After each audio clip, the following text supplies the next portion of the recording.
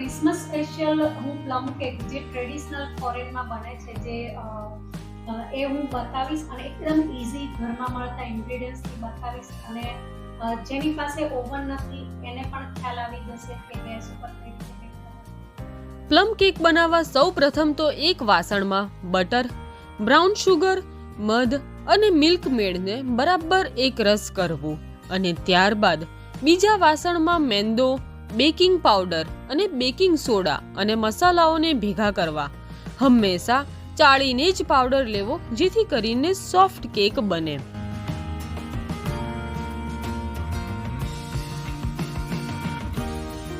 ત્યારબાદ બીજા વાસણમાં 1/4 કપ મિક્સ ફ્રૂટ જ્યુસ લેવું. એમાં 1 ટેબલસ્પૂન ખજૂર, અંજીર, કિસમિસ, કાળી દ્રાક્ષ, સ્ટ્રોબેરી અને પ્લમ, ડ્રાય કીવી અને મેંગો, પાઇનેપલ, અખરોટ લેવા. મિક્સ જ્યુસમાં બધા ડ્રાય ફ્રૂટ્સ ભેળવી દેવા. અહીં તમે કોઈ પણ બીજા જ્યુસ પણ વાપરી શકો છો.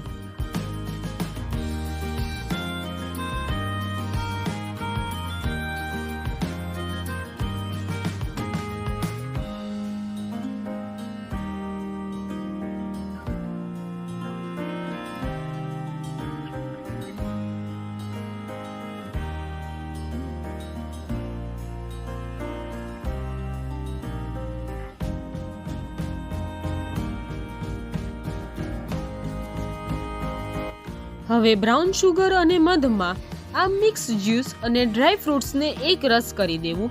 ત્યાં સુધી ઓવનને 180 ડિગ્રી પ્રી હીટ કરવા મૂકી દેવું. જેની પાસે ઓવન નથી એ લોકો ગેસ પર પણ બેક કરી શકો છો, જેની માટે ખાસ જાડા તળિયાવાળું કુકર અથવા તો નોનસ્ટિક વાપરી શકો છો. હવે આ મિશ્રણમાં લોટને પણ ભેળવી દેવું અને બરાબર હલાવવું. થોડું જાડું રહે એ ધ્યાન રાખવું. એમાં 3 ચમચી તૂટી ફૂટી નાખવી. સામાન્ય કેક બનાવી એના કરતાં થોડું જાડું રહેશે. આમાં જેટલો મેંદો લઈએ એટલા જ પ્રમાણમાં ડ્રાય ફ્રૂટ્સ લેવાના હોય. ત્યારબાદ 2 થી 3 ટીપા રમ એસેન્સ અથવા તો વેનીલા એસેન્સ નાખવું. આ ફરજિયાત નથી.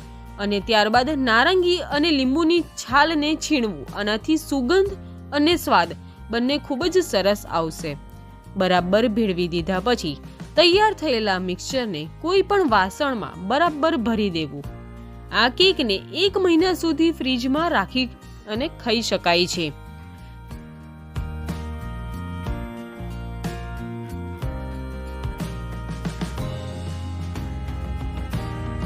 પ્લમ કેકનો દેખાવ અને સ્વાદ માટે એના ઉપર તમે ચેરી, બદામ, કાજુ, તૂટી ફૂટી જેવા ડ્રાયફ્રૂટ્સ વાપરી શકો છો.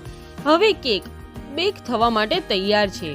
કેકને ઓવનમાં 180 ડિગ્રી ઉપર 45 મિનિટ સુધી બેક થવા દેવું એટલે આપણી પ્લમ કેક તૈયાર થઈ ગઈ.